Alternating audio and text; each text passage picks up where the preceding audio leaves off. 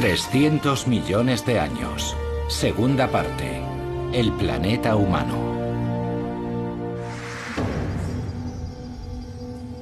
Bienvenidos a la planicie aluvial del río Rin en la época del Eoceno. 10 millones de años después de que el impacto de un cometa devastara nuestro planeta y Europa migrara más al norte. En los climas subtropicales, los mamíferos se habían convertido en los dueños de la Tierra. Aquí, donde más adelante crecerá la uva Riesling, ahora encontramos un exuberante y primigenio bosque tropical. La mitad de los grupos de mamíferos que existen en nuestro mundo ya estaban presentes aquí.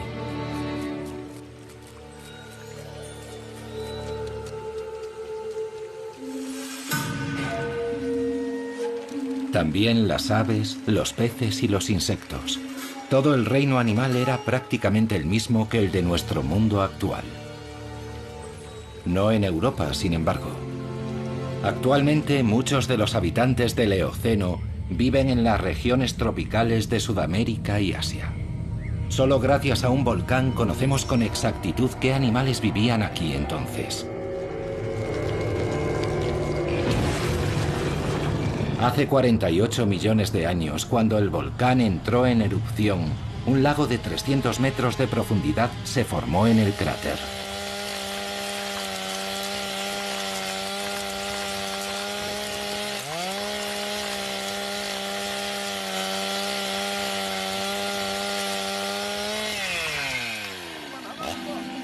Las plantas y los animales desaparecieron en las profundidades, pero se conservaron intactos en las pizarras bituminosas.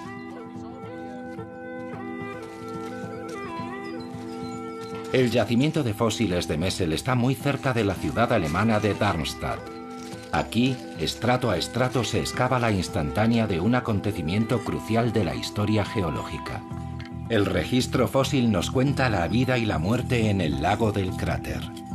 Lo más probable es que los gases tóxicos que emanaban de las profundidades alcanzaran la superficie del agua, causando la asfixia de los animales, que caían al lago y se ahogaban. Se han encontrado muchos murciélagos fosilizados. Debieron de acercarse demasiado a la superficie del agua. En la actualidad, el yacimiento de Messel es Patrimonio de la Humanidad de la UNESCO y una ventana excepcional a la Europa prehistórica. Fue aquí donde se encontró la mano de un primate más antigua. Los fósiles hallados en Messel son asombrosos, verdaderas impresiones de los animales, descripciones de su piel, al igual que de su pelaje y de su plumaje. En ocasiones incluso se conservó el contenido de sus estómagos. El hallazgo más espectacular hasta la fecha data de la década de los 80. Un animal parecido al mono de 60 centímetros de longitud, con una cola muy larga.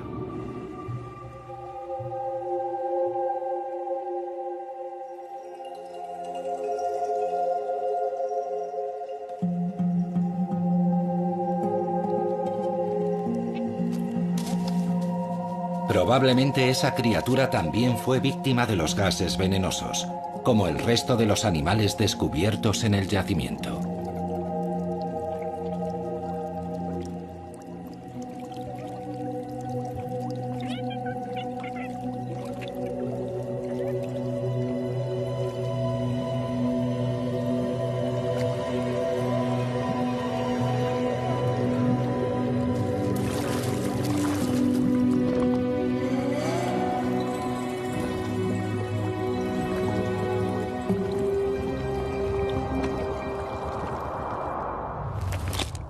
$47 millones de años después, la pequeña dama primate causó un gran revuelo. Bautizada como Ida, durante mucho tiempo fue considerada la progenitora de la raza humana. Aunque nunca existieron pruebas definitivas a ese respecto, su cuerpo exhibe una de las mayores innovaciones de la evolución. 5 dedos con pulgares opuestos, una mano con agarre de precisión. El bosque tropical del Eoceno también quedaría finalmente sepultado bajo los estratos del tiempo.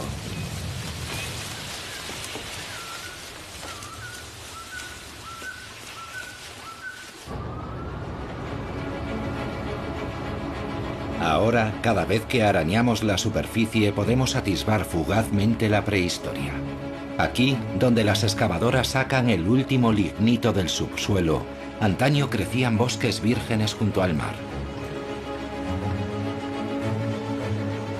Dormitando bajo el lignito se encuentran toneladas de ámbar, y en su interior, congelada en el tiempo, la vida de los bosques primigenios.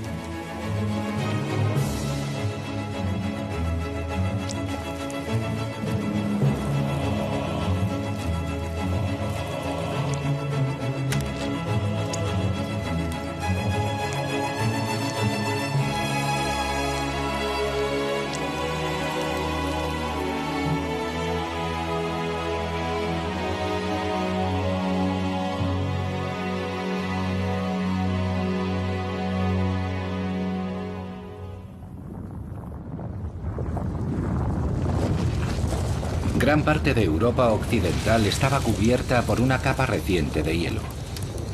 Los glaciares que descendían desde Escandinavia se abrieron paso hasta Londres y desde los Alpes llegaron al lago Kim, en Baviera.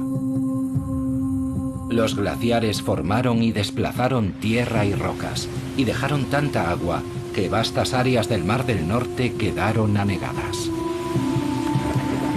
El Cuaternario, el periodo geológico más reciente, fue una época turbulenta. Muchos glaciares se derritieron y el agua del deshielo esculpió profundos barrancos en la superficie de la Tierra. A medida que el hielo se retiraba hacia el norte, desaparecían los animales de los periodos fríos. De nuevo aparecieron los bosques.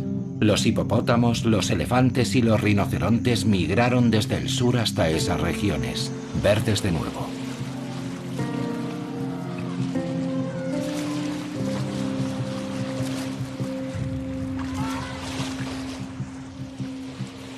Los ciervos y los elefantes eran vecinos en los afluentes del primitivo Rin.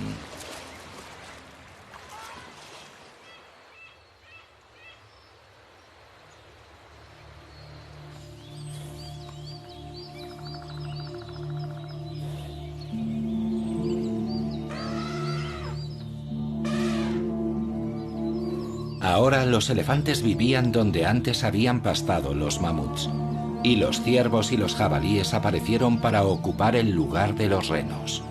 Los animales migraban en función de los cambios en el clima. Pero algo crucial había cambiado. Los animales ya no estaban solos.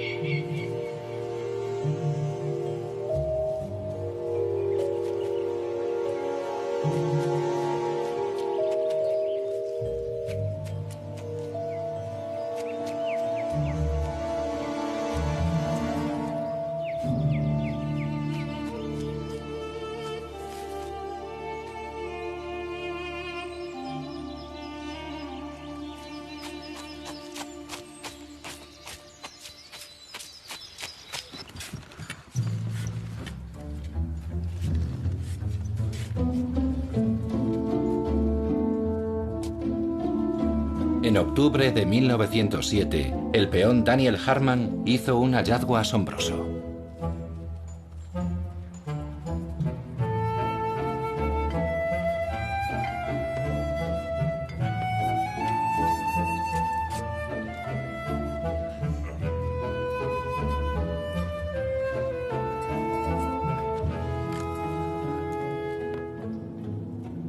Amigos míos, hoy he encontrado a Adán.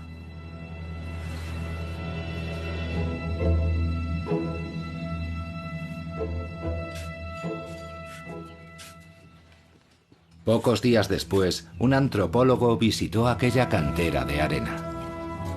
Durante 20 años el investigador había pagado a aquellos trabajadores para que buscaran huesos para él. Su paciencia y su inversión por fin habían dado sus frutos. ¿Dónde lo encontró exactamente? Allí, en aquella pared. ¿Revisó cuidadosamente ese lugar? Ajá. ¿Y encontró allí algo más? Esto, eso y esto. Ajá.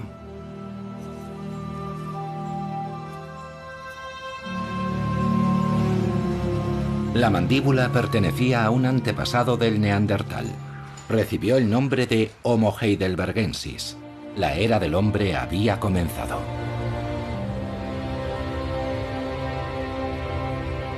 El ring medio se formó mucho antes de que los primeros humanos aparecieran en Europa.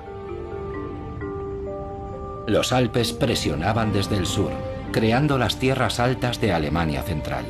Después, hace 25 millones de años, el océano se retiró de las cordilleras montañosas emergentes, dejando atrás al ring medio. Hasta 10 millones de años después no se conectaría con el Alto Rin. Mucho más tarde aún, apareció el hombre para dejar su implacable huella sobre el paisaje. Durante la industrialización, el Rin, como muchos otros ríos europeos, fue canalizado en todo su curso, remodelando regiones enteras.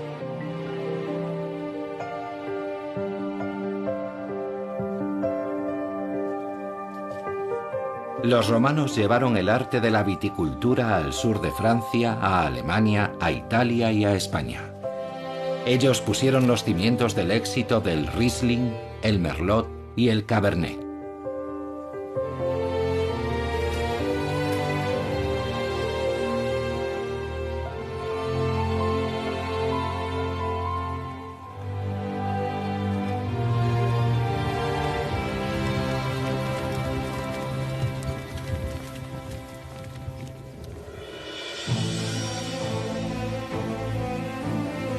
Aunque el paisaje de la ribera del Rin no lo sugiera, sus habitantes viven aquí más cerca de bufaderos de lo que imaginan.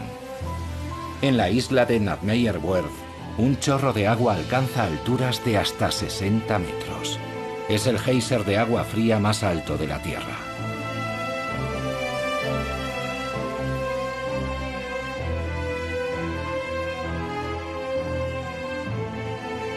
No muy lejos del geyser hay un antiguo cráter, el lago Lájar. En la Edad Media, unos monjes benedictinos se retiraron en este lago aislado. Construyeron un monasterio y lo llamaron María Laach. Pero los monjes ignoraban que vivían más cerca del umbral del infierno que del cielo.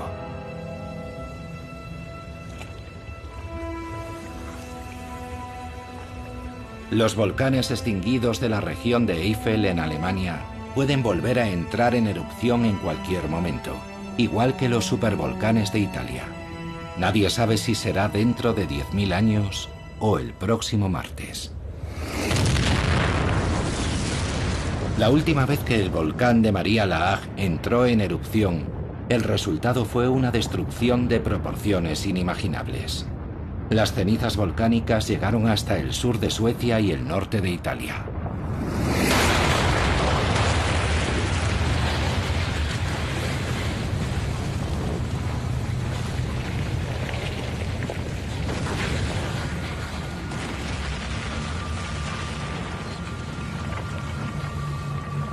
Durante días, las avalanchas de lava candente y las cenizas inundaron los valles, creando un muro de 30 metros de altura que contuvo las aguas de los ríos Rin y Mosela durante muchas semanas.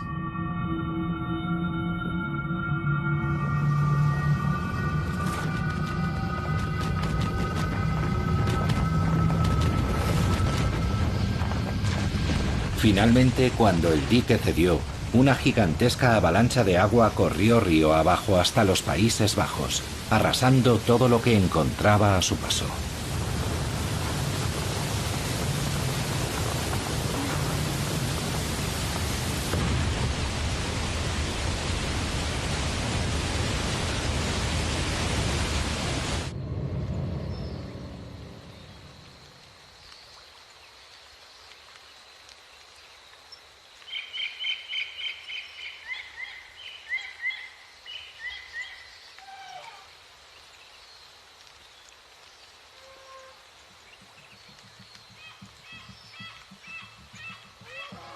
Mucho antes de aquella devastación, un ancestro del ser humano actual vivió en una extensa región de Europa y de Oriente Próximo.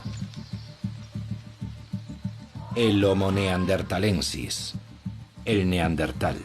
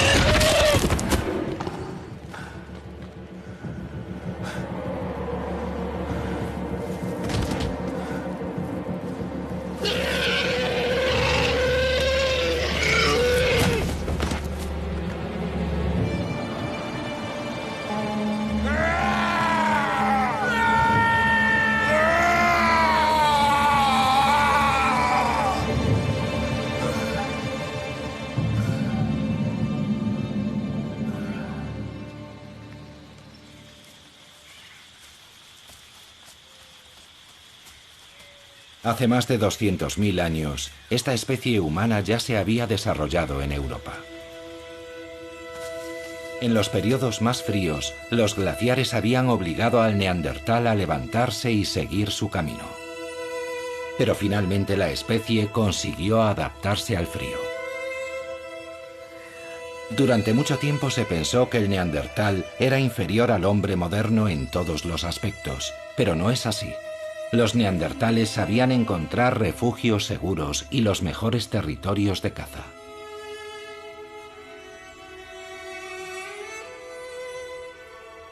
Eran artesanos habilidosos, sabían curtir las pieles y fabricaban ropa con ellas. Los neandertales vivían en pequeños clanes diseminados por zonas muy extensas. Pero incluso en los periodos más cálidos, la supervivencia no resultaba fácil. Los tupidos bosques no solo eran el hogar del ciervo, el rinoceronte y el elefante, allí también vivían los leones y las hienas. A medida que cambiaba el clima, también lo hacía el entorno, pero los neandertales seguían adaptándose para sobrevivir. No sabemos nada acerca de su lenguaje, pero la anatomía de su laringe revela que sin duda eran capaces de comunicarse vocalmente.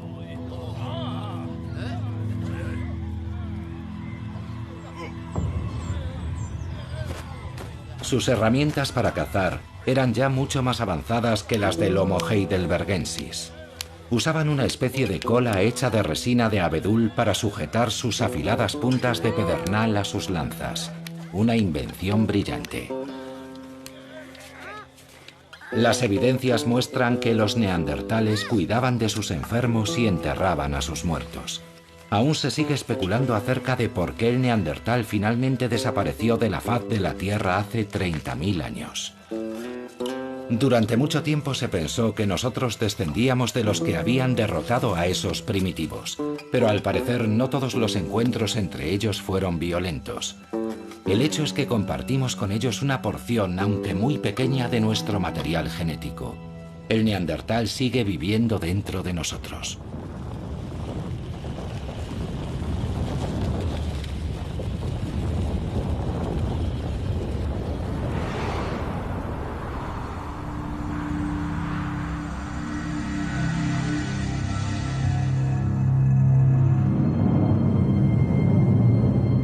Por última vez hasta la fecha, un gran periodo frío se apoderó de Europa. Los lobos y los grandes herbívoros, mamuts, bueyes almizcleros y renos, recorrían por millones las grandes llanuras. A los pies de los glaciares, un viento constante azotaba la tierra. Era el lugar más septentrional en el que había vida. Cuando el frío se hizo demasiado intenso, las manadas tuvieron que emigrar.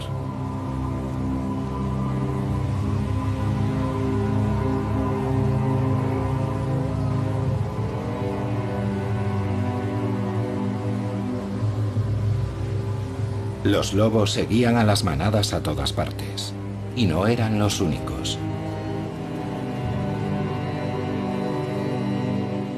En mitad del periodo glacial, hubo seres humanos que migraron desde la sabana africana a lo que hoy es Europa Central. Durante días interminables, el cazador recorría el desierto de hielo en busca de carne fresca para su clan. Los lobos fueron de los primeros animales salvajes que los humanos no solo cazaron, sino que también domesticaron.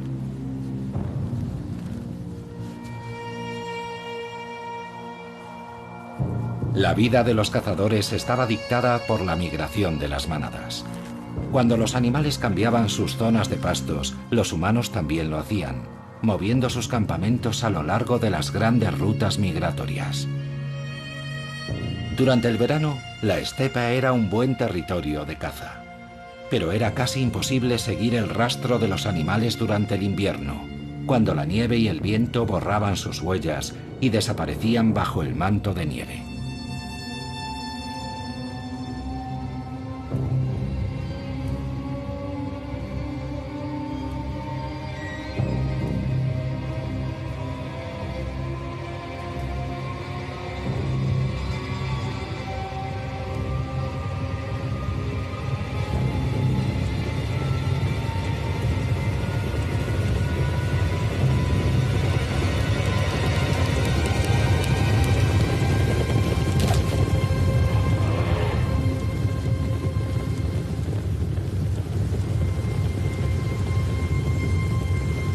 Cada año los cazadores esperaban que sus presas pasaran durante su migración. Pero las grandes manadas empezaron a desaparecer lentamente y nunca regresaron. Algunas especies se extinguieron por completo, otras abandonaron esos territorios.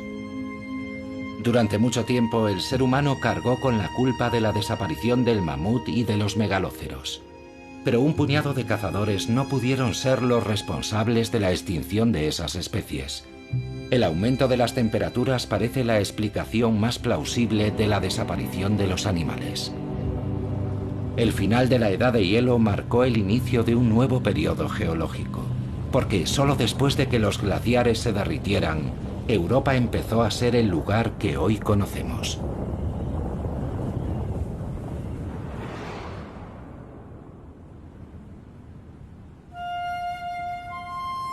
El territorio y el carácter del Mar del Norte cambiaron radicalmente. Avanzó más y más hacia el sur, inundando las grandes planicies que antes ocupaban las regiones de los glaciares. Así nació un hábitat completamente nuevo, el Mar de Frisia.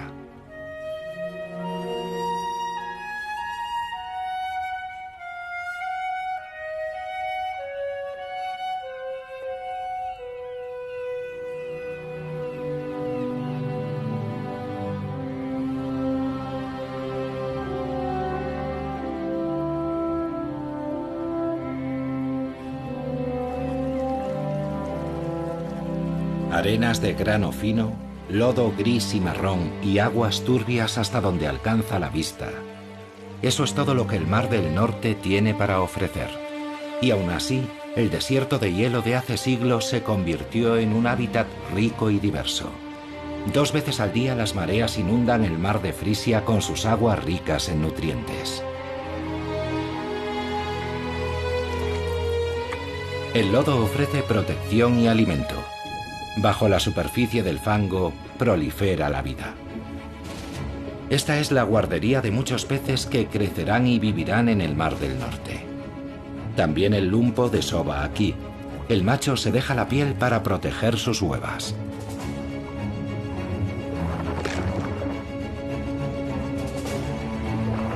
Después de todo, no es su supervivencia, sino la de sus retoños, la que asegurará la supervivencia de la especie.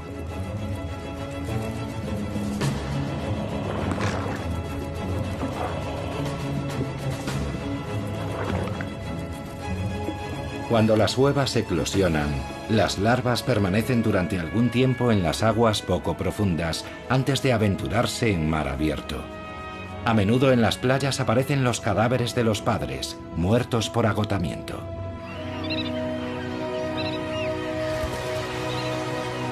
En primavera y otoño, millones de aves migratorias hacen una parada para descansar en el mar de Frisia. La región acoge la mayor población de aves de toda Centroeuropa. La Edad de Hielo creó una isla de vida.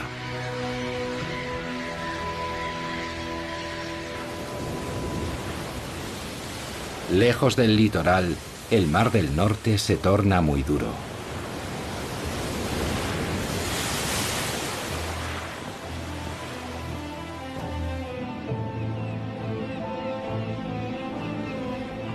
Entre su violento oleaje se alza en el mar la isla de Helgoland. Hace unos 250 millones de años, la isla roja aún formaba parte de un desierto. Es la única escala posible en muchos kilómetros para las aves de paso que necesitan descansar. Una vez al año, los acantilados de Helgoland ofrecen a miles de aves marinas un lugar perfecto para criar a sus polluelos.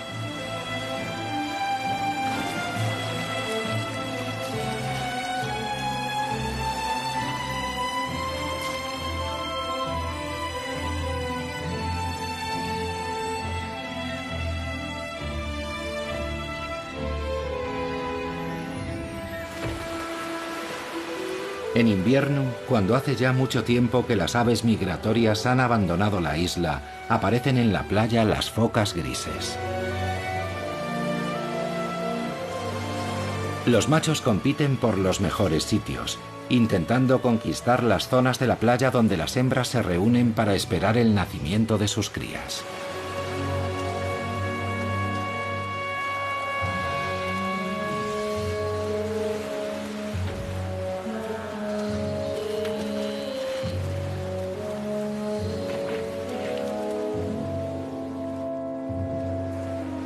Poco tiempo después de dar a luz, comienza la época de celo de la foca gris.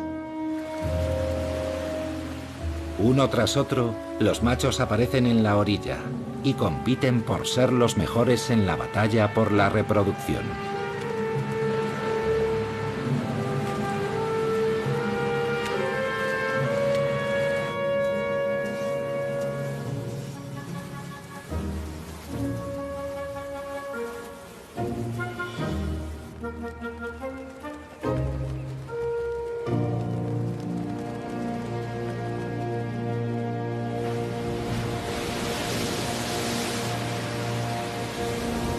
En invierno, el fuerte viento agita el mar.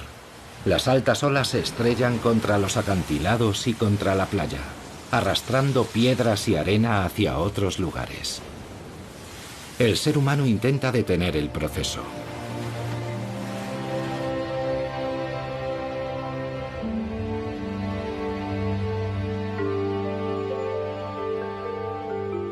A lo largo de la costa del mar Báltico todo es mucho más tranquilo. Aquí, la Edad de Hielo excavó una cuenca y la llenó de agua del deshielo, creando el mar Báltico y un extenso cinturón de marismas y llanuras arenosas, ni tierra firme ni mar.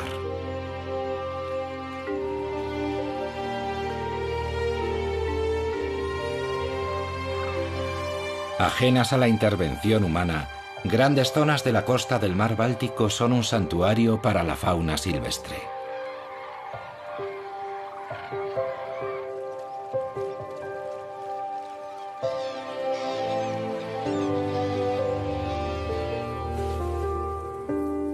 El extenso cinturón de las marismas es un refugio perfecto para el aguilucho lagunero, que anida y cría a sus pequeños en el suelo.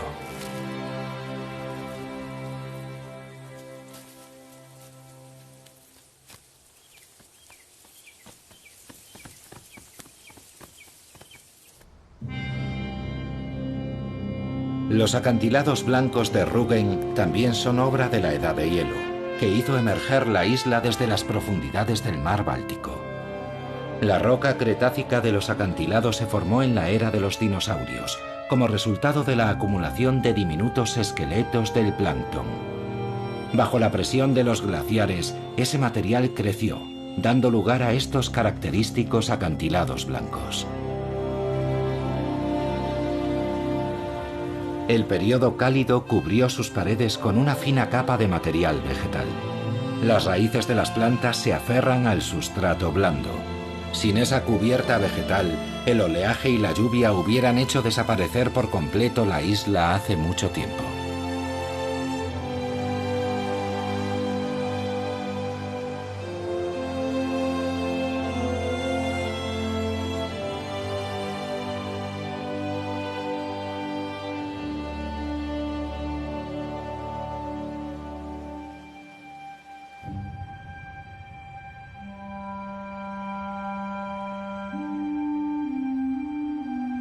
Tras el final de la edad de hielo, las temperaturas ascendieron muy deprisa.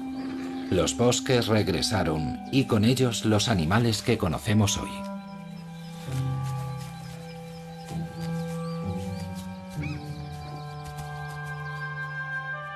Los grupos humanos que hasta entonces habían sido cazadores-recolectores nómadas empezaron a establecerse y a cambiar su entorno.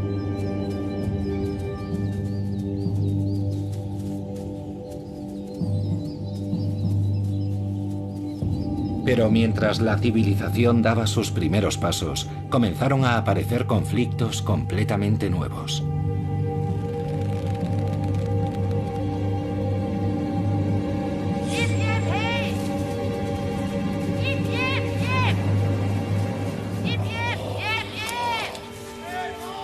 La fauna salvaje ya no era solo una fuente de alimentación.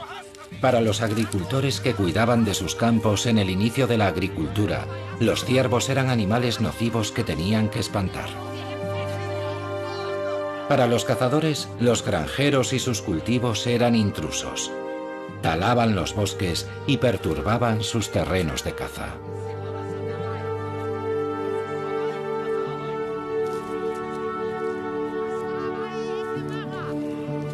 La agricultura, sin embargo, finalmente se impuso.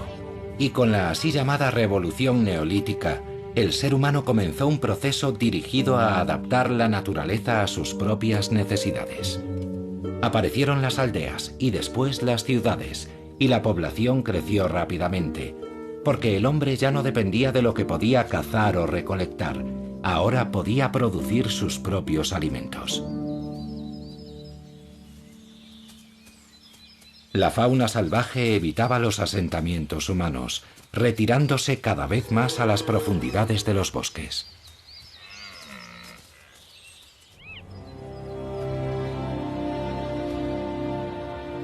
Hoy, las extensas marismas abiertas ofrecen muy poca protección. Pero es aquí donde se reúnen todos los años las aves migratorias para iniciar su viaje al sur. Estas tierras llanas y prácticamente sin árboles proporcionan una buena visión a las aves predadoras, tales como el aguilucho lagunero, que intenta aprovechar al máximo la situación antes de que partan los visitantes veraniegos. Cuando las temperaturas caen y las aves migratorias ya han iniciado su viaje, la quietud invade la costa del Mar del Norte, la marisma más extensa del mundo.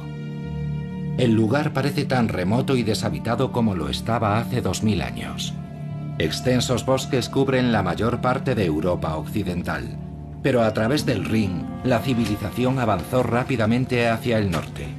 Tras conquistar parte de los asentamientos germánicos, los romanos empezaron inmediatamente a construir una red de suministros y de calzadas. Comenzaba así la división, medición y administración de Germania.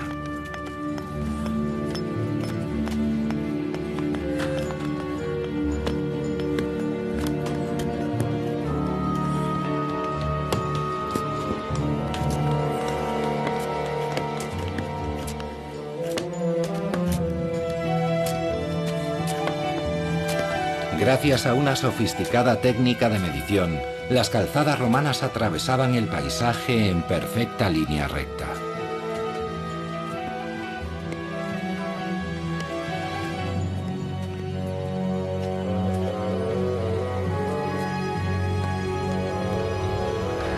Esas calzadas conectaban los campamentos romanos, que más adelante se convertirían en ciudades, entre ellas Colonia, Maguncia y Coblenza.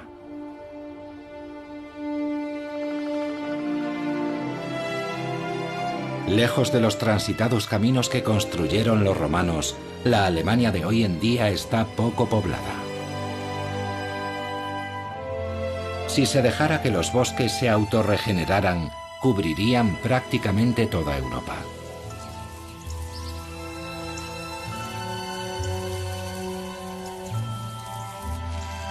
Pero donde viven e intervienen los seres humanos, los huertos de árboles frutales, los campos y los pastos han ocupado gran parte de las áreas forestales.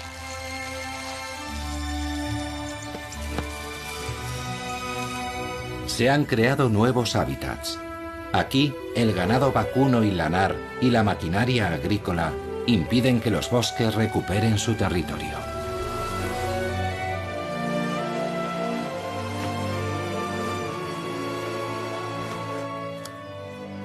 A las cigüeñas les gusta estar muy cerca de los asentamientos humanos y se benefician de una masacre que tiene lugar regularmente, recogiendo suculentos bocados en el campo tras la batalla.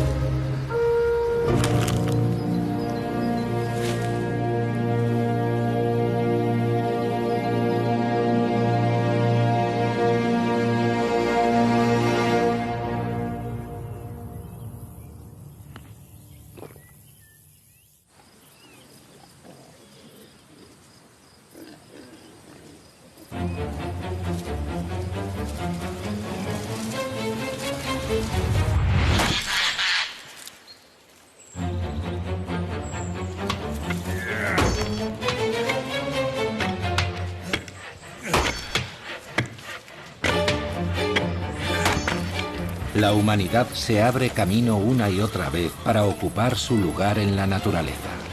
Hasta comienzos del siglo XIX, la madera fue el material más utilizado y prácticamente el único con el que calentarse. Regiones enteras fueron deforestadas. En aquella época, los osos casi habían desaparecido.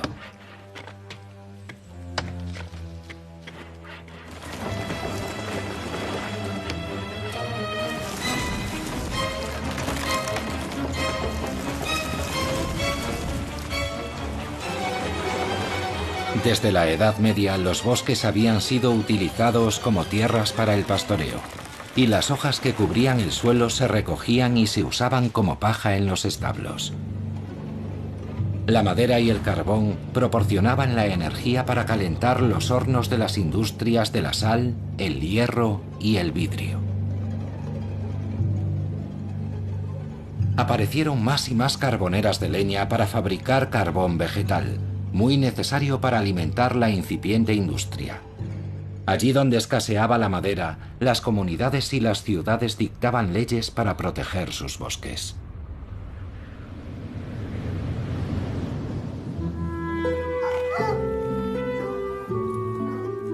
También la aristocracia tomó medidas para frenar la deforestación. La aristocracia rural reclamó extensas áreas forestales y adoptó medidas para conservar los bosques y la fauna salvaje. Pero no por convicciones ecológicas. Los cazadores querían salvar sus imponentes cotos de caza de la destrucción.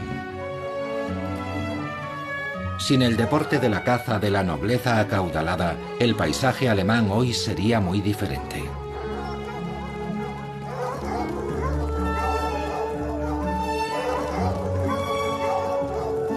Durante milenios, la caza fue una necesidad existencial para el ser humano. Pero en la Alta Edad Media se convirtió en un privilegio. La nobleza aprobó un edicto sobre sus bosques. A los campesinos no solo les estaba prohibido cazar en ellos, tampoco se les permitía matar a los animales a los que sorprendían saqueando sus cultivos.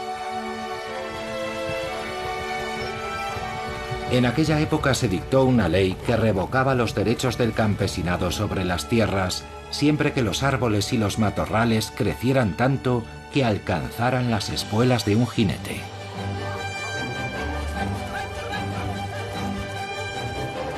Actualmente la caza no solo sirve para controlar la población de animales, también es una actividad recreativa muy popular.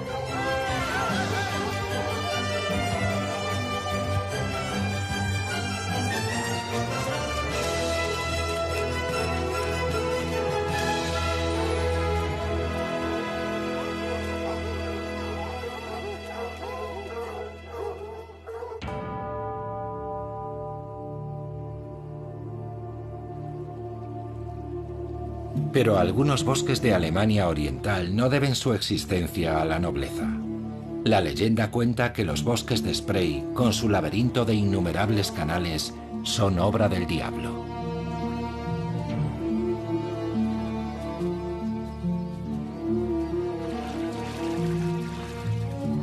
De hecho, esta madeja de agua y bosques es un legado de los glaciares de la Edad de Hielo.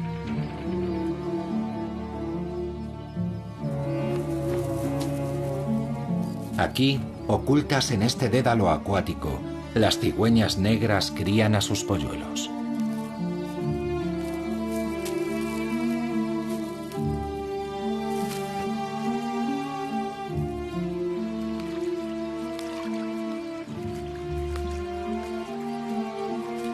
Se alimentan de pequeños peces y ranas que tienen que compartir con las serpientes.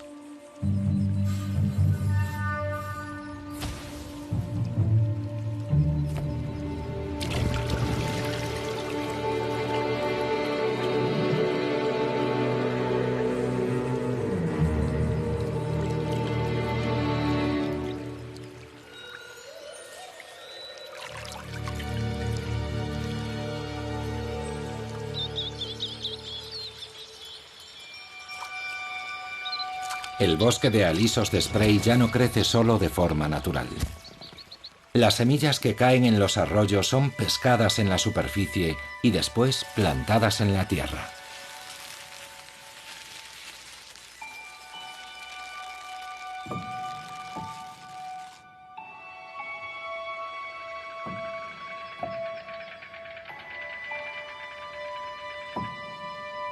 El bosque actual de Spray ya no guarda ningún parecido con su antepasado primigenio.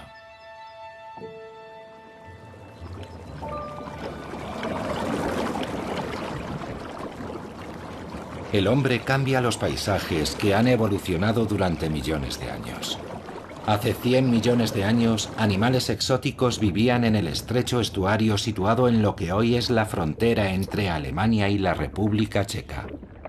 Los restos de caliza de Creta y los esqueletos hundidos en el lecho del río se acumularon aquí estrato a estrato, milímetro a milímetro.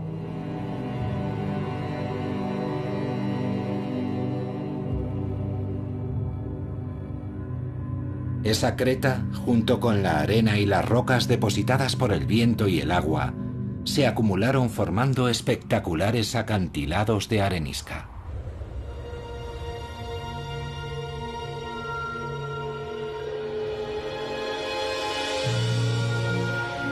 Cuando el océano se retiró, la erosión hizo su trabajo sobre los bancos de arenisca, convirtiéndolos en las dentadas montañas de arenisca del Elba.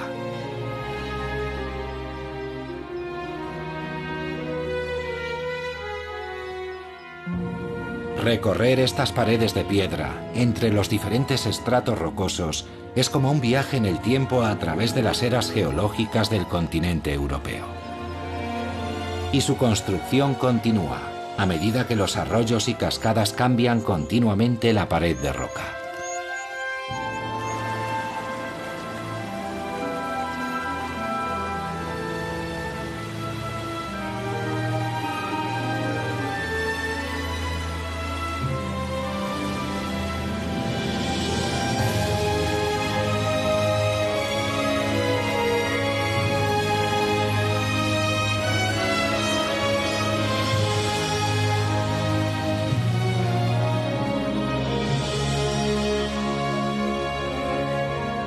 La explotación de esta arenisca comenzó en una fecha muy temprana, en el siglo XI. Mucho tiempo después, con el desarrollo del transporte fluvial, aparecieron canteras a lo largo de todo el río Elba. En algunos puntos, las canteras ampliaron el estrecho valle de este río.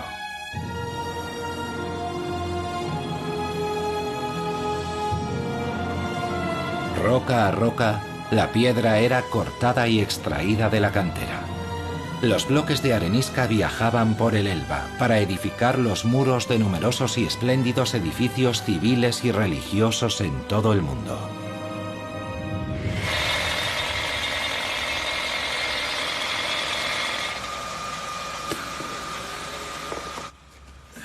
Esa arenisca sigue extrayéndose actualmente y se envía a clientes de todo el mundo.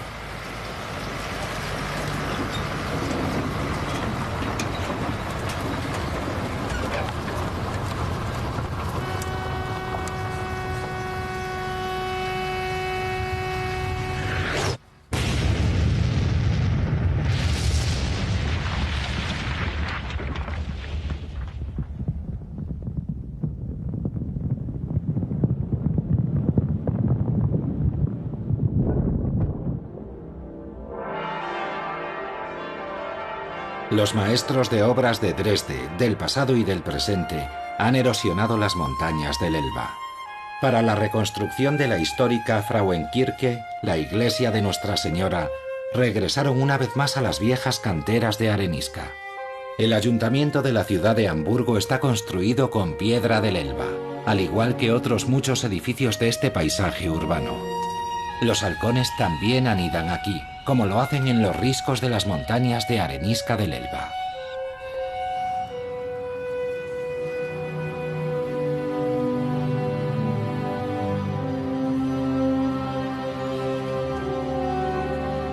Hace ya mucho tiempo que los animales se encuentran como en su propia casa en este hábitat creado por el hombre. Las grandes ciudades actuales ya no resultan hostiles para la vida. A menudo ofrecen una mayor diversidad de hábitats que el campo que las rodea. Su emblemática catedral y los puentes del Rin son hitos inconfundibles del paisaje urbano de Colonia.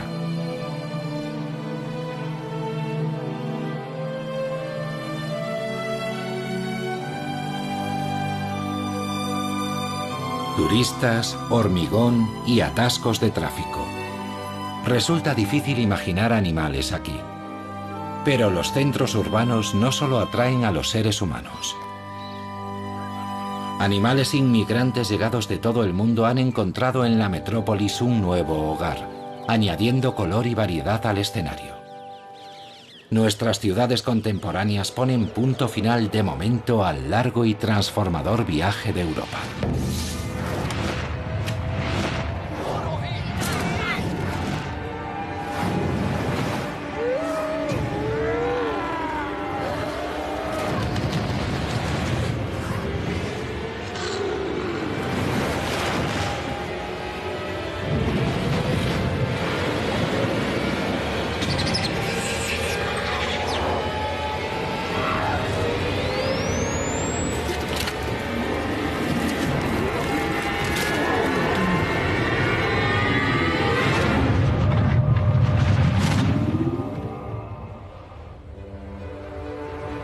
Nuestro viaje ha terminado, pero Europa aún seguirá viajando durante mucho tiempo. Nunca sabremos qué dirección seguirá en el futuro. Tal vez algún lejano día repose en el Polo Norte o bajo el sol ecuatorial. Nosotros ya no estaremos allí para ver si queda atrapada entre dos continentes y se eleva hasta las alturas para luego hacerse pedazos y hundirse en el mar. O si quedará cubierta por una capa de hielo de kilómetros de espesor. Pero una cosa es segura, será una Europa completamente diferente a la que nosotros conocemos hoy.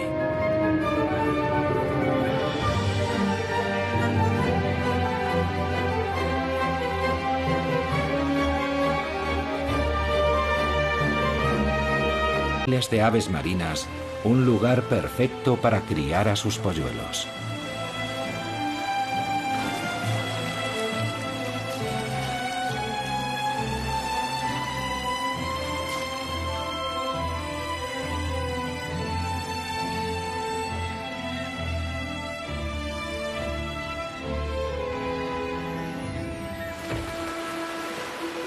En invierno, cuando hace ya mucho tiempo que las aves migratorias han abandonado la isla, aparecen en la playa las focas grises.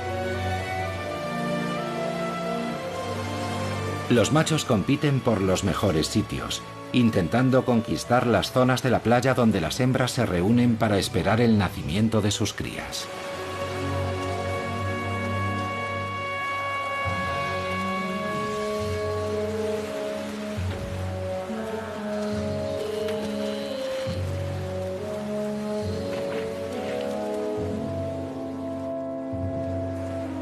Poco tiempo después de dar a luz, comienza la época de celo de la foca gris.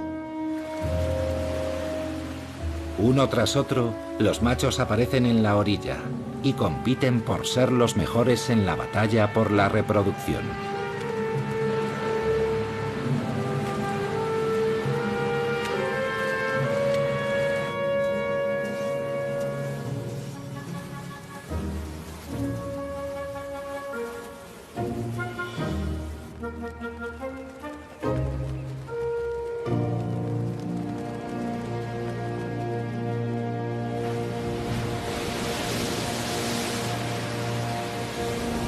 En invierno, el fuerte viento agita el mar. Las altas olas se estrellan contra los acantilados y contra la playa, arrastrando piedras y arena hacia otros lugares. El ser humano intenta detener el proceso.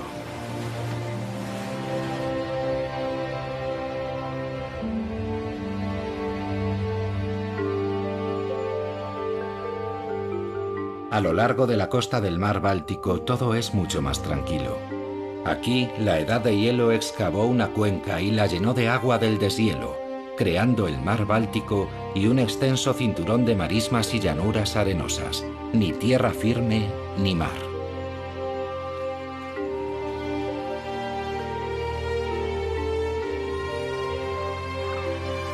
Ajenas a la intervención humana, grandes zonas de la costa del mar Báltico son un santuario para la fauna silvestre.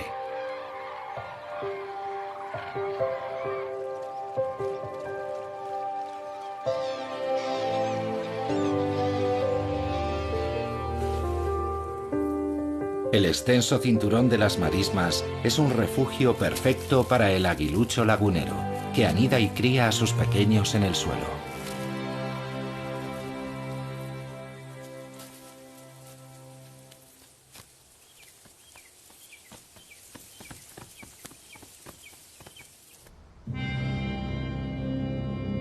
Los acantilados blancos de Rügen también son obra de la Edad de Hielo, que hizo emerger la isla desde las profundidades del mar Báltico.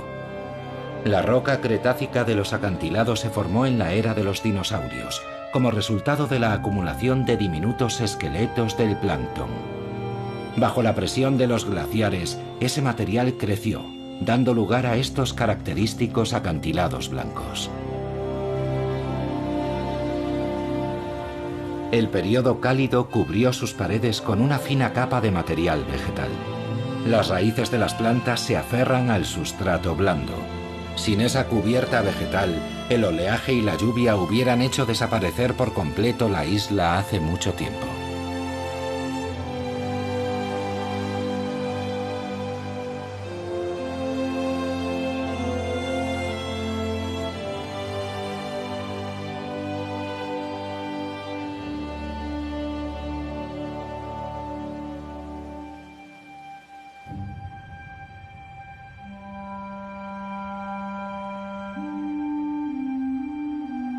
Tras el final de la Edad de Hielo, las temperaturas ascendieron muy deprisa. Los bosques regresaron y con ellos los animales que conocemos hoy.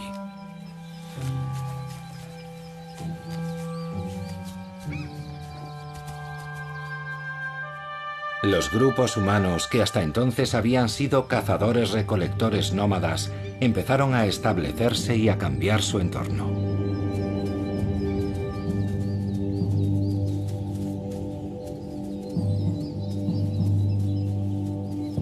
Pero mientras la civilización daba sus primeros pasos, comenzaron a aparecer conflictos completamente nuevos.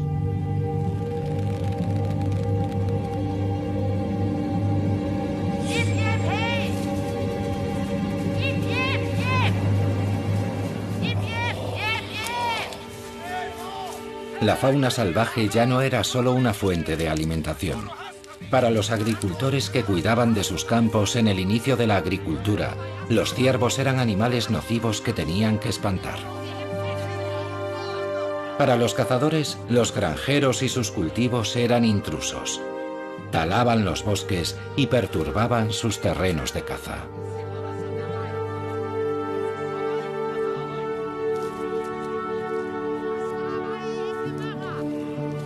La agricultura, sin embargo, finalmente se impuso. Y con la así llamada revolución neolítica, el ser humano comenzó un proceso dirigido a adaptar la naturaleza a sus propias necesidades. Aparecieron las aldeas y después las ciudades, y la población creció rápidamente, porque el hombre ya no dependía de lo que podía cazar o recolectar, ahora podía producir sus propios alimentos. La fauna salvaje evitaba los asentamientos humanos, retirándose cada vez más a las profundidades de los bosques.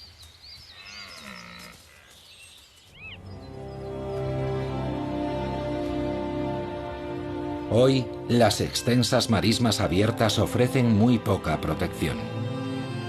Pero es aquí donde se reúnen todos los años las aves migratorias para iniciar su viaje al sur.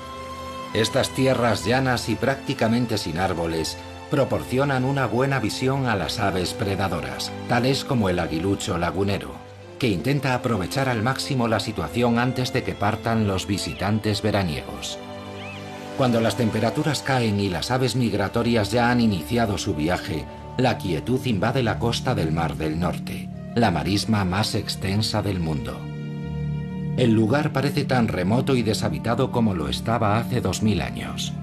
Extensos bosques cubren la mayor parte de Europa occidental, pero a través del Rin, la civilización avanzó rápidamente hacia el norte. Tras conquistar parte de los asentamientos germánicos, los romanos empezaron inmediatamente a construir una red de suministros y de calzadas. Comenzaba así la división, medición y administración de Germania.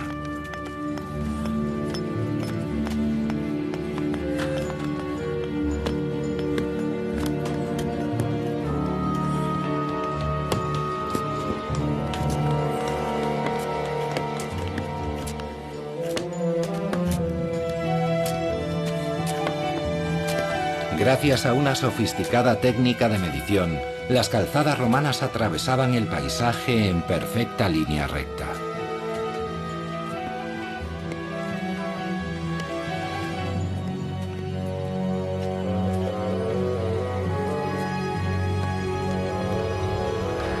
Esas calzadas conectaban los campamentos romanos, que más adelante se convertirían en ciudades, entre ellas Colonia, Maguncia y Coblenza.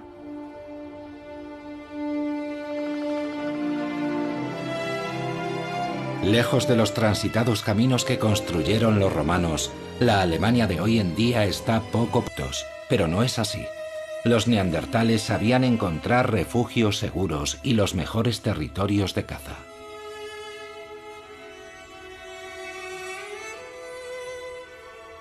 Eran artesanos habilidosos, sabían curtir las pieles y fabricaban ropa con ellas. Los neandertales vivían en pequeños clanes diseminados por zonas muy extensas. Pero incluso en los periodos más cálidos, la supervivencia no resultaba fácil. Los tupidos bosques no solo eran el hogar del ciervo, el rinoceronte y el elefante, allí también vivían los leones y las hienas. A medida que cambiaba el clima, también lo hacía el entorno, pero los neandertales seguían adaptándose para sobrevivir. No sabemos nada acerca de su lenguaje, pero la anatomía de su laringe revela que sin duda eran capaces de comunicarse vocalmente.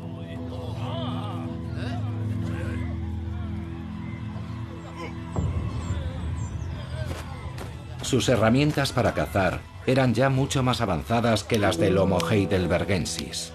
Usaban una especie de cola hecha de resina de abedul para sujetar sus afiladas puntas de pedernal a sus lanzas.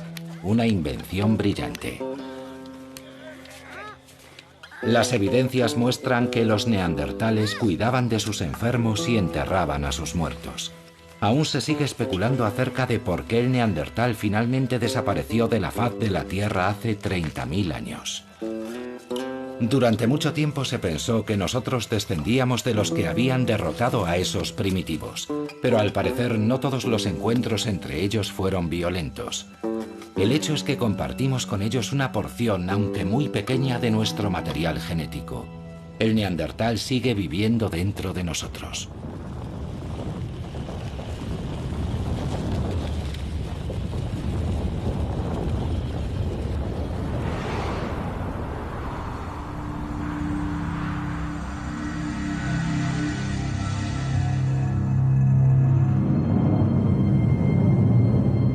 Por última vez hasta la fecha, un gran periodo frío se apoderó de Europa. Los lobos y los grandes herbívoros, mamuts, bueyes almizcleros y renos, recorrían por millones las grandes llanuras. A los pies de los glaciares, un viento constante azotaba la tierra. Era el lugar más septentrional en el que había vida. Cuando el frío se hizo demasiado intenso, las manadas tuvieron que migrar.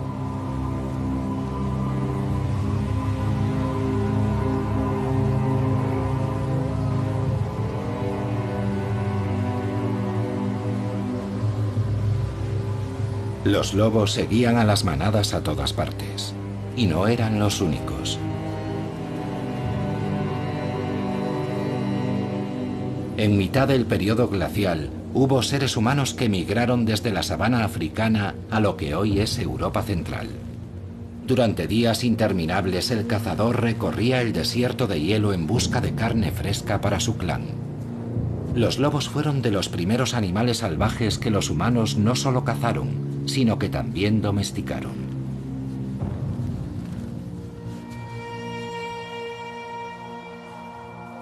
La vida de los cazadores estaba dictada por la migración de las manadas.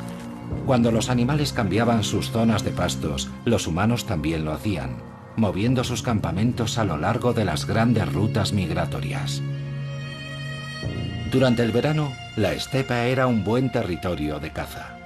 Pero era casi imposible seguir el rastro de los animales durante el invierno, cuando la nieve y el viento borraban sus huellas y desaparecían bajo el manto de nieve.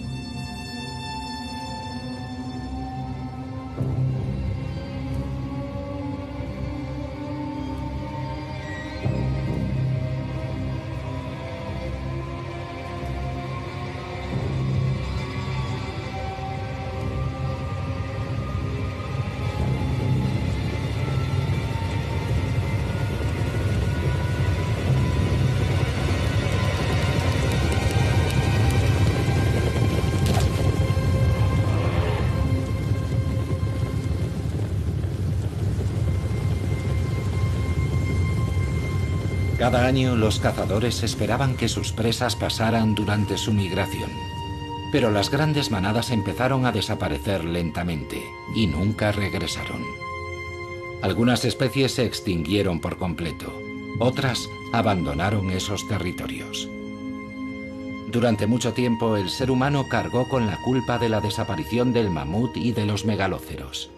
Pero un puñado de cazadores no pudieron ser los responsables de la extinción de esas especies. El aumento de las temperaturas parece la explicación más plausible de la desaparición de los animales. El final de la edad de hielo marcó el inicio de un nuevo periodo geológico, porque solo después de que los glaciares se derritieran, Europa empezó a ser el lugar que hoy conocemos.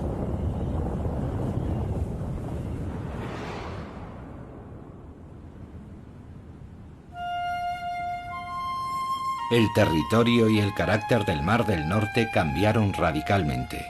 Avanzó más y más hacia el sur, inundando las grandes planicies que antes ocupaban las regiones de los glaciares. Así nació un hábitat completamente nuevo, el Mar de Frisia.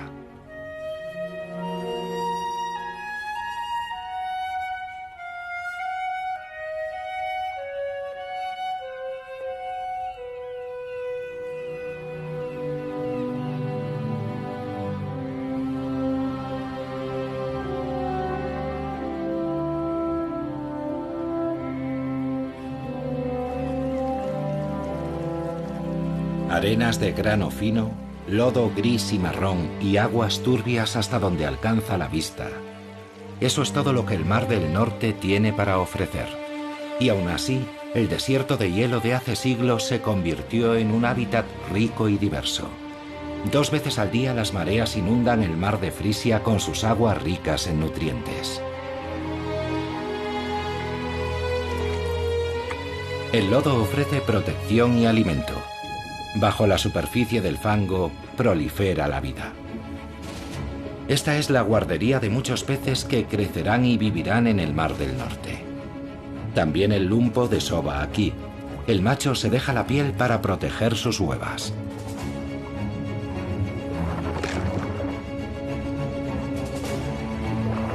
Después de todo, no es su supervivencia, sino la de sus retoños, la que asegurará la supervivencia de la especie.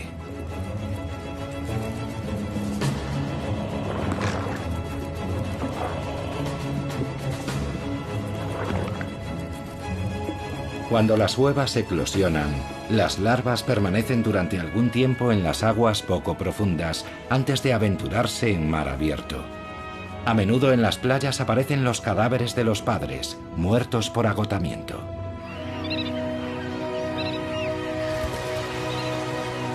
En primavera y otoño, millones de aves migratorias hacen una parada para descansar en el mar de Frisia. La región acoge la mayor población de aves de toda Centroeuropa. La edad de hielo creó una isla de vida.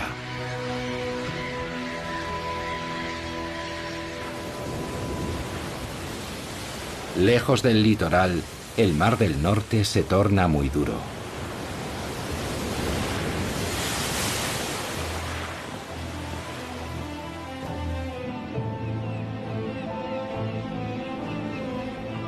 Entre su violento oleaje se alza en el mar la isla de Helgoland. Hace unos 250 millones de años, la Isla Roja aún formaba parte de un desierto. Es la única escala posible en muchos kilómetros para las aves de paso que necesitan descansar. Una vez al año, los acantilados de Helgoland ofrecen a 1000...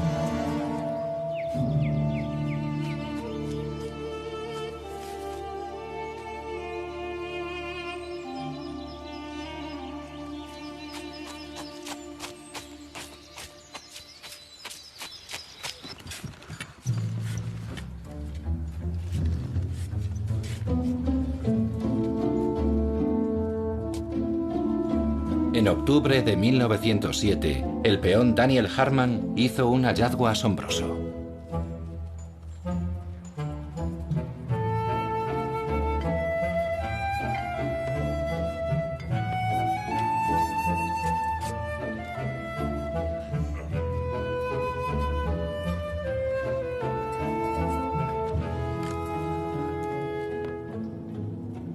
Amigos míos, hoy he encontrado a Adán.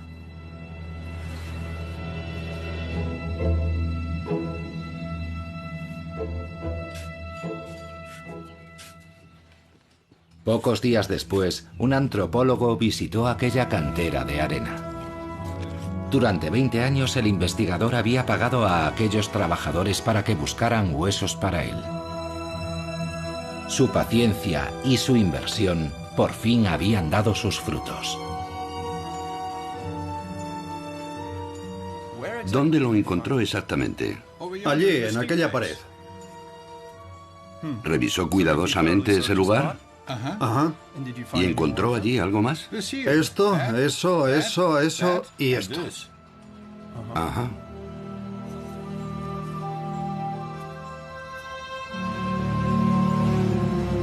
La mandíbula pertenecía a un antepasado del Neandertal. Recibió el nombre de Homo heidelbergensis. La era del hombre había comenzado.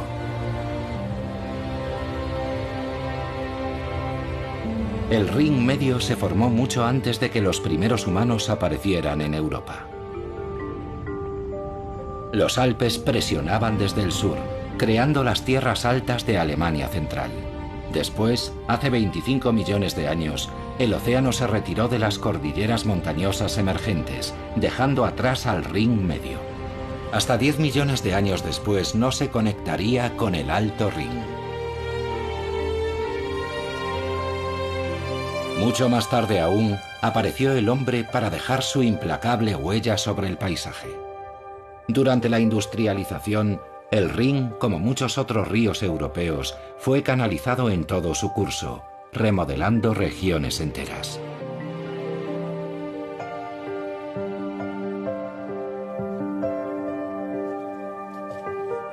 Los romanos llevaron el arte de la viticultura al sur de Francia, a Alemania, a Italia y a España. Ellos pusieron los cimientos del éxito del Riesling, el Merlot y el Cabernet.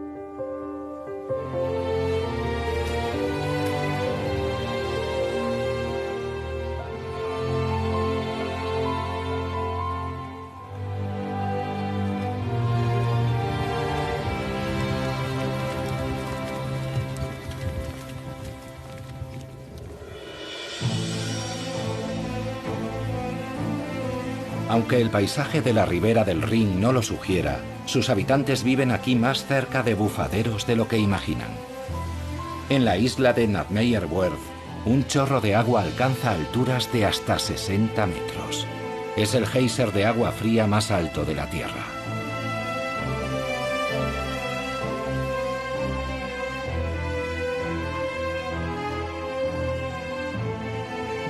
No muy lejos del geyser hay un antiguo cráter, el lago Lájar.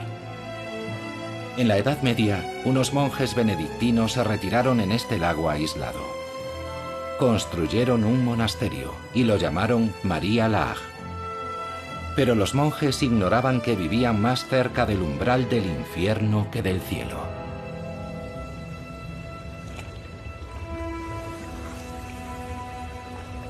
Los volcanes extinguidos de la región de Eifel en Alemania pueden volver a entrar en erupción en cualquier momento, igual que los supervolcanes de Italia. Nadie sabe si será dentro de 10.000 años o el próximo martes. La última vez que el volcán de María Laach entró en erupción, el resultado fue una destrucción de proporciones inimaginables. Las cenizas volcánicas llegaron hasta el sur de Suecia y el norte de Italia.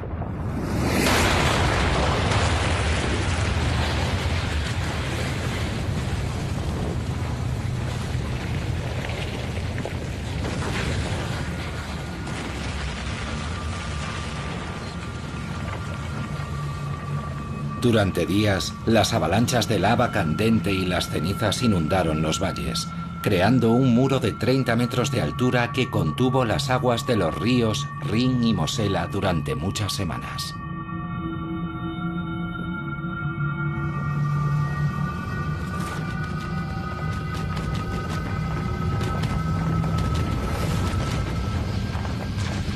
Finalmente, cuando el dique cedió, una gigantesca avalancha de agua corrió río abajo hasta los Países Bajos, arrasando todo lo que encontraba a su paso.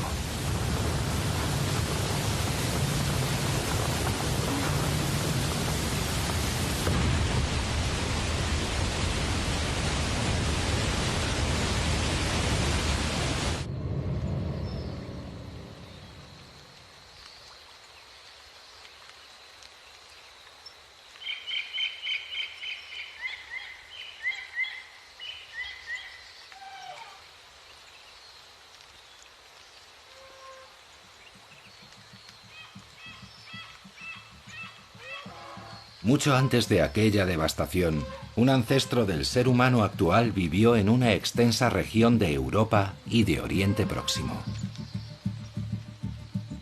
El Homo neanderthalensis, el neandertal.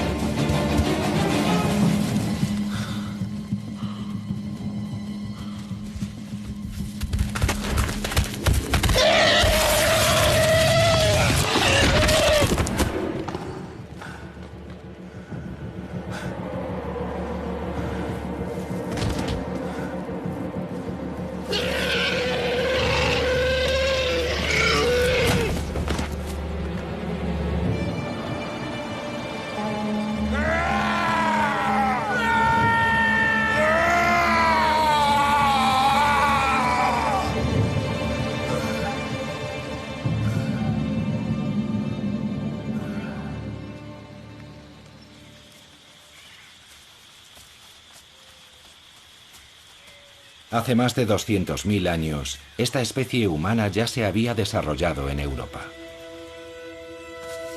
En los periodos más fríos, los glaciares habían obligado al neandertal a levantarse y seguir su camino. Pero finalmente la especie consiguió adaptarse al frío.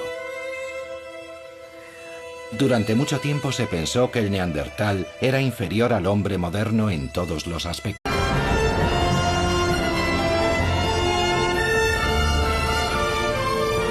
300 millones de años. Segunda parte. El planeta humano.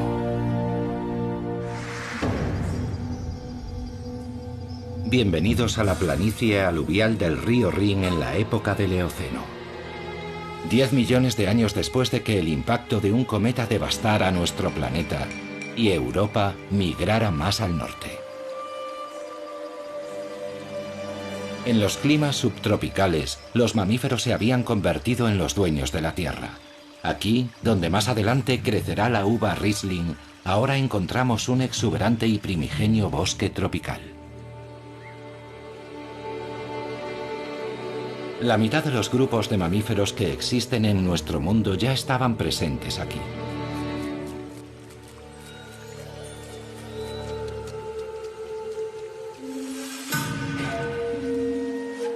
También las aves, los peces y los insectos. Todo el reino animal era prácticamente el mismo que el de nuestro mundo actual. No en Europa, sin embargo. Actualmente muchos de los habitantes del Eoceno viven en las regiones tropicales de Sudamérica y Asia. Solo gracias a un volcán conocemos con exactitud qué animales vivían aquí entonces. Hace 48 millones de años, cuando el volcán entró en erupción, un lago de 300 metros de profundidad se formó en el cráter.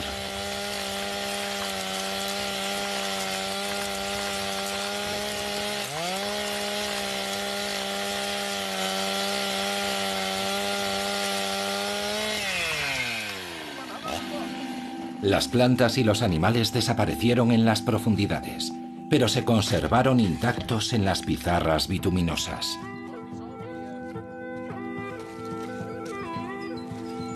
El yacimiento de fósiles de Messel está muy cerca de la ciudad alemana de Darmstadt. Aquí, estrato a estrato, se excava la instantánea de un acontecimiento crucial de la historia geológica. El registro fósil nos cuenta la vida y la muerte en el lago del cráter. Lo más probable es que los gases tóxicos que emanaban de las profundidades alcanzaran la superficie del agua, causando la asfixia de los animales, que caían al lago y se ahogaban. Se han encontrado muchos murciélagos fosilizados. Debieron de acercarse demasiado a la superficie del agua. En la actualidad, el yacimiento de Messel es Patrimonio de la Humanidad de la UNESCO y una ventana excepcional a la Europa prehistórica. Fue aquí donde se encontró la mano de un primate más antigua. Los fósiles hallados en Messel son asombrosos, verdaderas impresiones de los animales, descripciones de su piel, al igual que de su pelaje y de su plumaje. En ocasiones incluso se conservó el contenido de sus estómagos. El hallazgo más espectacular hasta la fecha data de la década de los 80. Un animal parecido al mono de 60 centímetros de longitud, con una cola muy larga.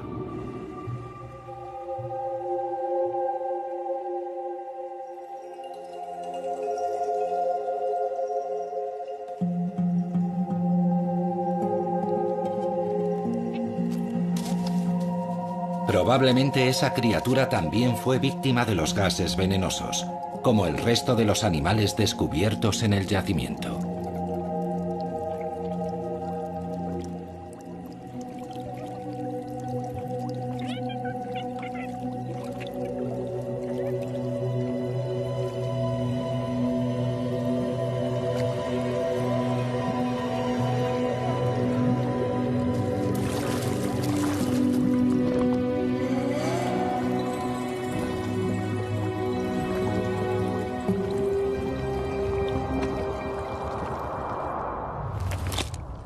...47 millones de años después, la pequeña dama primate causó un gran revuelo. Bautizada como Ida, durante mucho tiempo fue considerada la progenitora de la raza humana. Aunque nunca existieron pruebas definitivas a ese respecto, su cuerpo exhibe una de las mayores innovaciones de la evolución: 5 dedos con pulgares opuestos, una mano con agarre de precisión. El bosque tropical del Eoceno también quedaría finalmente sepultado bajo los estratos del tiempo.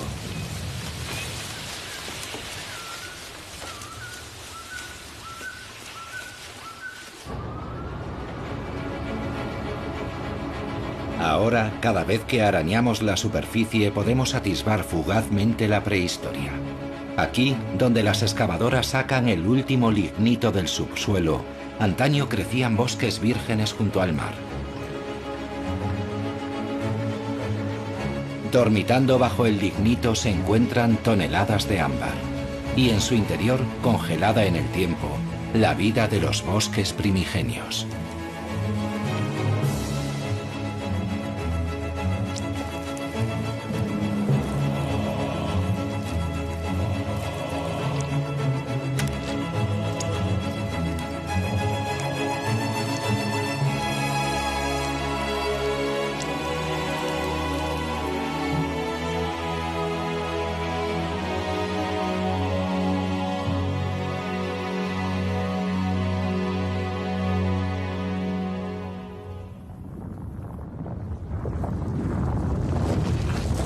Gran parte de Europa occidental estaba cubierta por una capa reciente de hielo.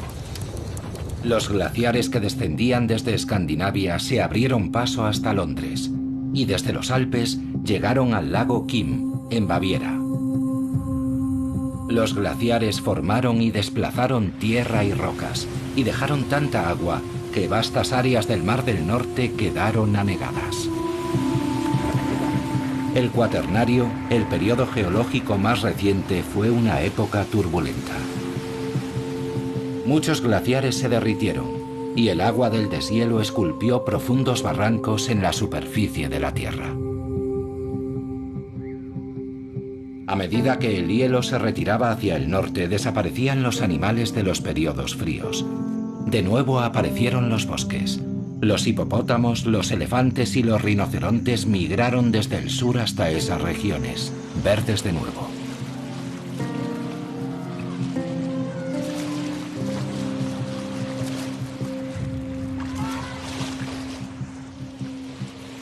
Los ciervos y los elefantes eran vecinos en los afluentes del primitivo Rin.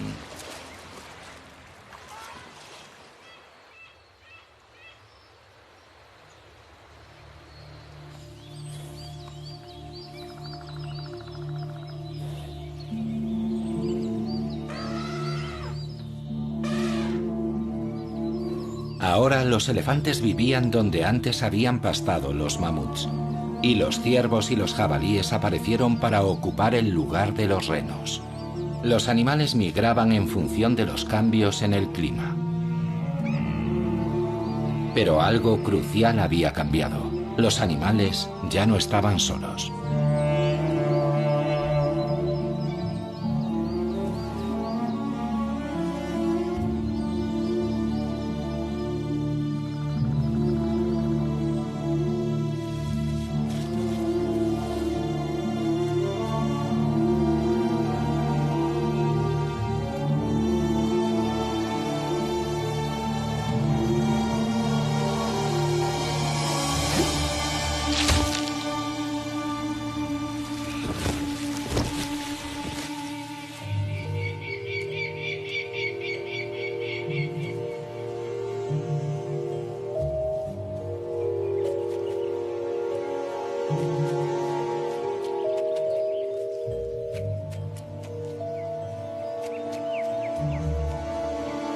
Poblada. Si se dejara que los bosques se autorregeneraran, cubrirían prácticamente toda Europa.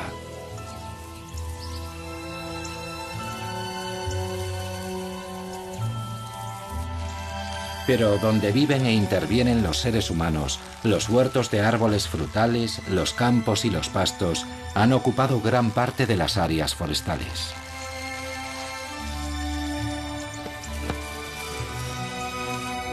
Se han creado nuevos hábitats. Aquí, el ganado vacuno y lanar y la maquinaria agrícola impiden que los bosques recuperen su territorio.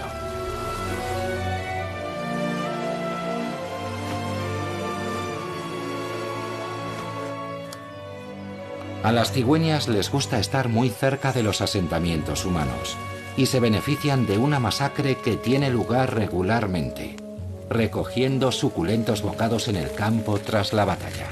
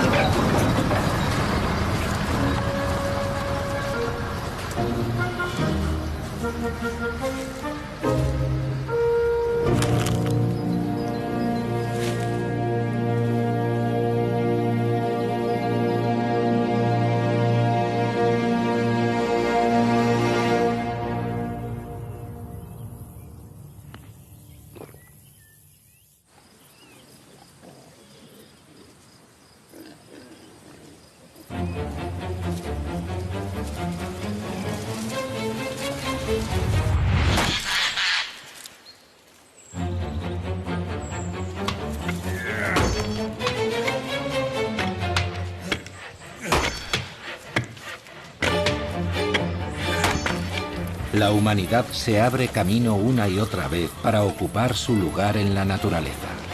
Hasta comienzos del siglo XIX, la madera fue el material más utilizado y prácticamente el único con el que calentarse. Regiones enteras fueron deforestadas. En aquella época, los osos casi habían desaparecido.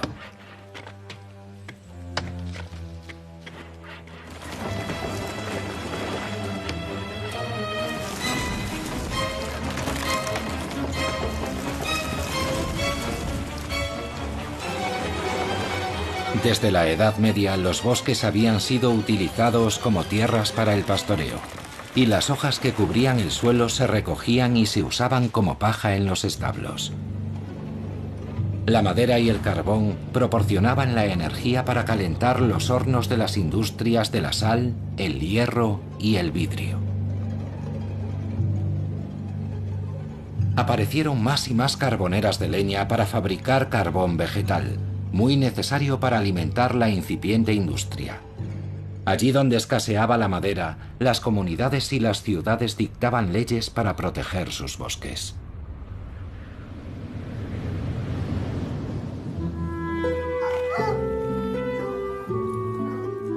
También la aristocracia tomó medidas para frenar la deforestación. La aristocracia rural reclamó extensas áreas forestales y adoptó medidas para conservar los bosques y la fauna salvaje. Pero no por convicciones ecológicas. Los cazadores querían salvar sus imponentes cotos de caza de la destrucción. Sin el deporte de la caza de la nobleza acaudalada, el paisaje alemán hoy sería muy diferente.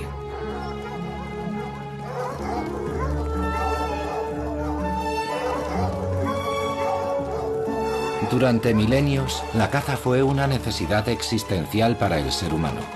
Pero en la Alta Edad Media se convirtió en un privilegio. La nobleza aprobó un edicto sobre sus bosques. A los campesinos no solo les estaba prohibido cazar en ellos, tampoco se les permitía matar a los animales a los que sorprendían saqueando sus cultivos. En aquella época se dictó una ley que revocaba los derechos del campesinado sobre las tierras siempre que los árboles y los matorrales crecieran tanto que alcanzaran las espuelas de un jinete.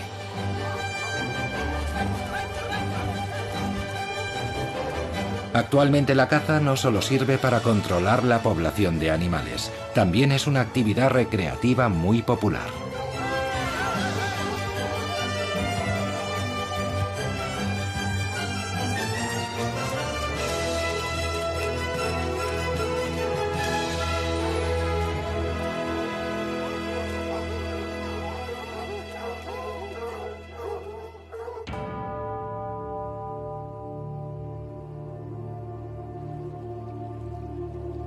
Pero algunos bosques de Alemania Oriental no deben su existencia a la nobleza. La leyenda cuenta que los bosques de Spray, con su laberinto de innumerables canales, son obra del diablo.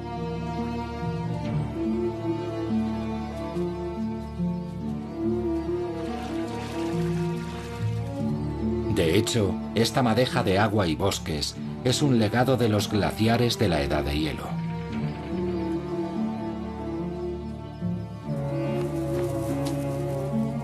Aquí, ocultas en este dédalo acuático, las cigüeñas negras crían a sus polluelos.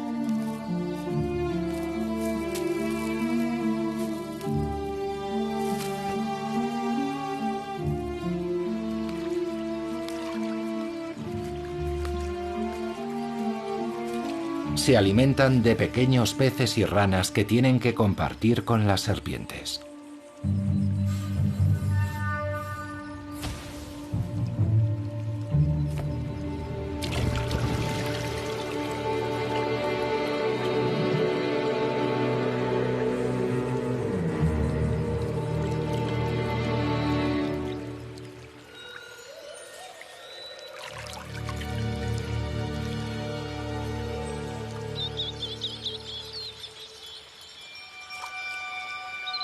El bosque de alisos de Spray ya no crece solo de forma natural.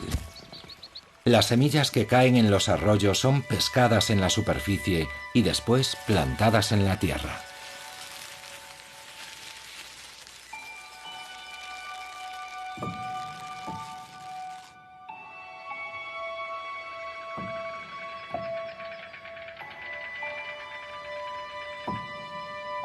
El bosque actual de Spray ya no guarda ningún parecido con su antepasado primigenio.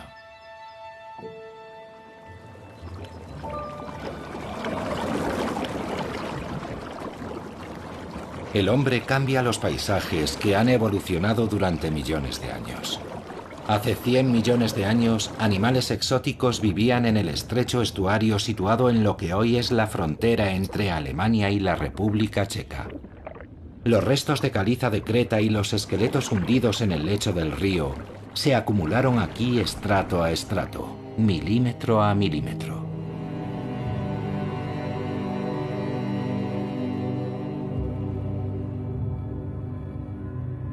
Esa Creta, junto con la arena y las rocas depositadas por el viento y el agua, se acumularon formando espectaculares acantilados de arenisca.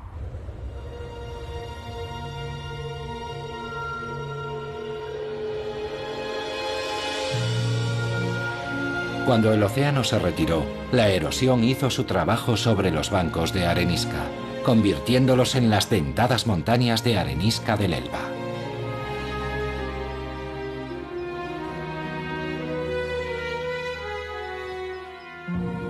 Recorrer estas paredes de piedra, entre los diferentes estratos rocosos, es como un viaje en el tiempo a través de las eras geológicas del continente europeo.